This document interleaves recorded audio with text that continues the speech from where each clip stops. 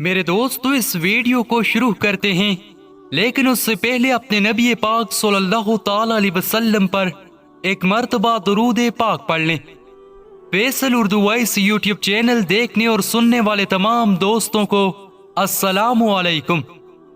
بخشش کا ذریعہ۔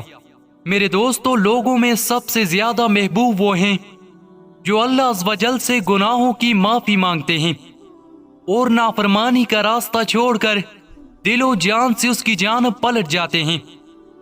بہترین انسان وہی ہے جسے گناہ کرنے کے بعد یہ احساس ہو جائے، اور اگر اس نے توبہ استغفار نہ کی تو اس کا رب اس سے ناراض ہو جائے گا۔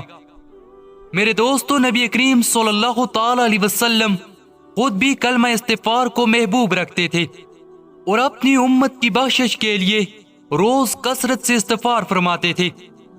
اسی لیے نبی کریم صلی اللہ تعالی علیہ وسلم نے فرمایا، جس نے اللہ سے استغفار کیا تو اللہ اس کو بخش دے گا۔ میرے دوستو، اللہ پاک ہمیں سچی توبہ اور کثرت سے استغفار کرنے کی توفیق عطا فرمائے، آمین یا رب العالمین۔ اس ویڈیو کو اپنے دوستوں کے ساتھ شیئر کر کے اس نیک کام میں ہمارے ساتھ ضرور شریک ہوں۔ یہ ویڈیو تا قیامت پھیلتی رہے گی اور اس کا اجر و ثواب آپ اور ہمیں ملتا رہے گا۔